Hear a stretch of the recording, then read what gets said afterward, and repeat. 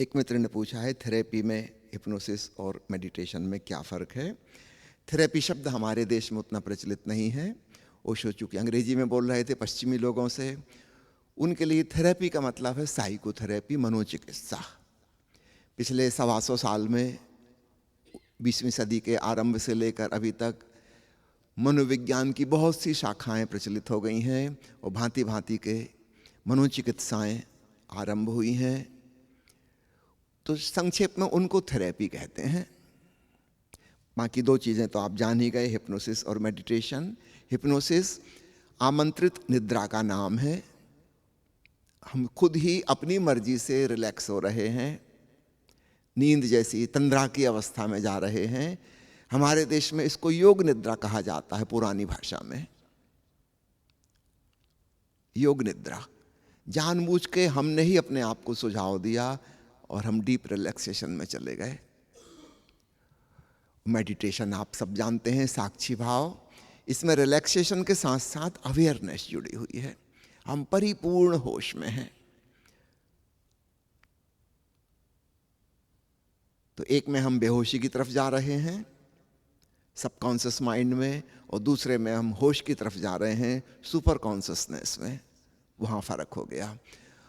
और साइकोथेरेपी तो मन को साफ करने के लिए है, मन की विकृतियों को, मन के दमन को हटाने के लिए वो भूमिका का काम करेगी।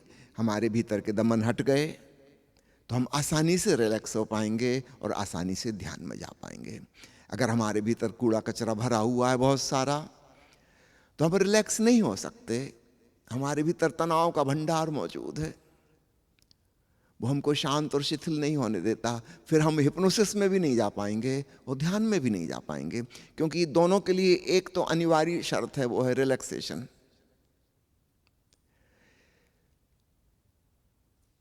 भारतीय मित्रों ने कई बार ओशो से कहा कि आप साइकोथेरेपी में हम लोगों को अनुमति क्यों नहीं देते, सिर्फ पश्चिमी लोगों के लिए क्यों। ओशो ने कहा उनके मनोविज्ञान अलग प्रकार का है, वो जिस मानसिक दशा से आए हैं वो अलग प्रकार की है। वो थेरेपी उनके लिए उपयोगी है। भारतीय मित्रों के लिए जो प्रयोग बनाए हैं, जैसे डायनेमिक मेडिटेशन है, वो अपने आप में एक थेरेपी है।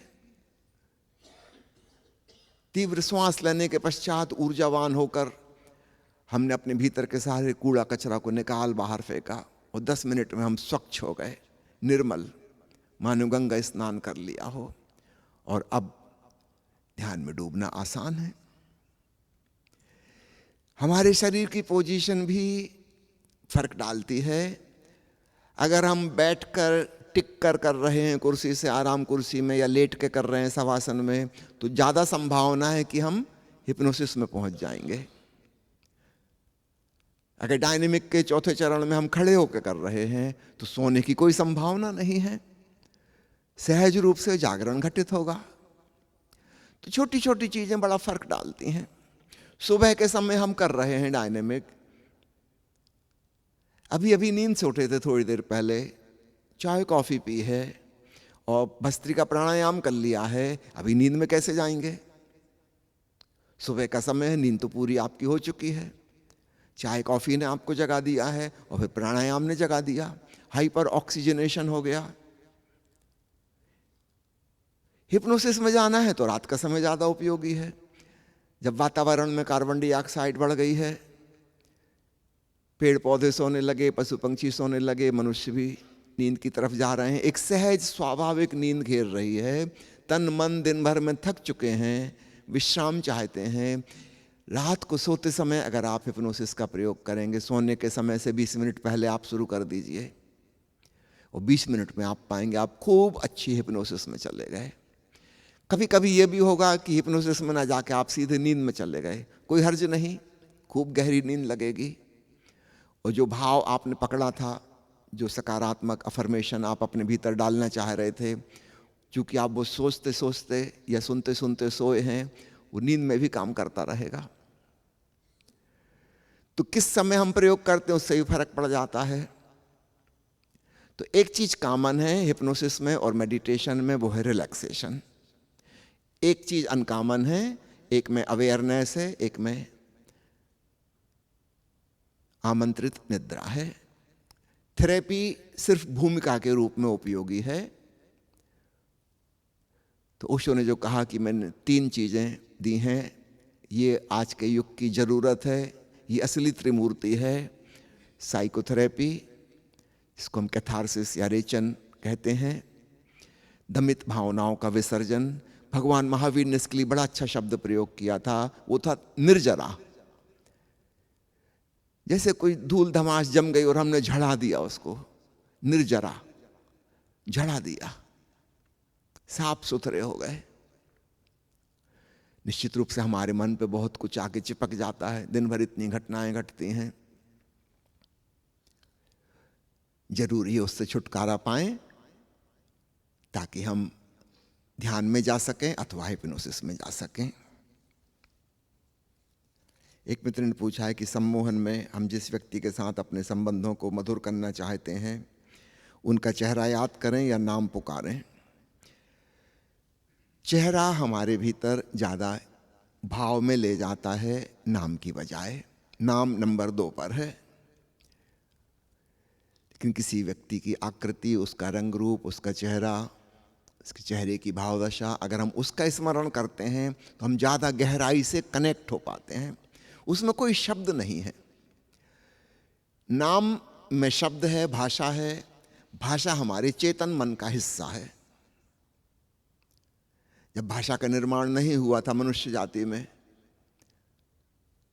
तब किसी का कोई नाम नहीं होता था। तब भी हम लोगों को याद तो रखते थे। कैसे? उनकी शक्ल सूरत से याद रखते थे। नाम तो किसी का नहीं था। अभी भाषा का विकास ही नहीं हुआ था। तो हमारे अवचेतन मन में चेहरा ज्यादा गहराई में बसा हुआ है, नाम ऊपर ऊपर है। तो आप चेहरे का स्मरण करें। एक मित्र ने पूछा है कि गहराई अथवा कुआं कल्पना करना है या उसको फील करना है। मैं थोड़ा कंफ्यूज हो रहा हूं। अगर आप फील कर सकते हैं तो ज़्यादा महत्वपूर्ण है, क्योंकि फीलिंग में आप अपने अवचेतन में चले गए। जिसको हम फीलिंग कहते हैं, हृदय का तल, भावना का तल, वो ज़्यादा गहरा है। अगर आप फील कर सकें, आप एक कुएं के किनारे खड़े हैं, अब कुएं में उतर रहे हैं, या अन्य कोई कल्पना, अगर आप फीलिंग में जा सकते हैं तो बहुत अच्छा। लेकिन आधुनिक युग में अधिकांश लोग बुद्धिजीवी हो गए हैं, बुद्धि के तल पे, मन के तल पे जी रहे हैं, विचारों के तल पर। वो फील नहीं कर पाते। इसलिए हम कल्पना करने के लिए, विजुअलाइज करने के लिए कहते हैं। अगर आप फील ना कर सकें तो फिर कल्पना कीजिए। आपने कुआं देखा तो है, उसका स्मरण कीजिए। स्मरण तो कर ही सकते हैं। कुछ लोग हैं जो कल्पना नहीं कर पाते, उन लोगों के लिए कह रहा हूं तीसरी चीज है स्मरण करना। तो सबसे गहरी चीज है फीलिंग, भावनात्मक, बहुत गहराई में। उसके बाद है कल्पना। और जो लोग इन दोनों को ही नहीं कर पा रहे हैं, उनके लिए उपाय है स्मरण। जो सुझाव दिया जा रहा है, वैसी कोई चीज उससे मिलती जुलती आपने देखी है, अनुभव की है, उसका स्मरण करिए, तब भी वही बात बन जाएगी। कि हमारा सबकॉन्शियस माइंड किस चक्र से संबंधित है। योग के हिसाब से चक्रों की धारणा जो है, उसके अनुसार हमारा सबकॉन्शियस माइंड हमारे हृदय चक्र से, अनाहत चक्र से संबंधित है। विशुद्ध चक्र हमारे मन का चक्र है। इससे हम नीचे जाते हैं फीलिंग में। इसलिए मैं फीलिंग पे जोर दे रहा हूं, कल्पना पे जोर दे रहा हूं। ये हृदय से संबंधित है। तो हम अपने चेतन मन से नीचे अवचेतन में उतरते हैं।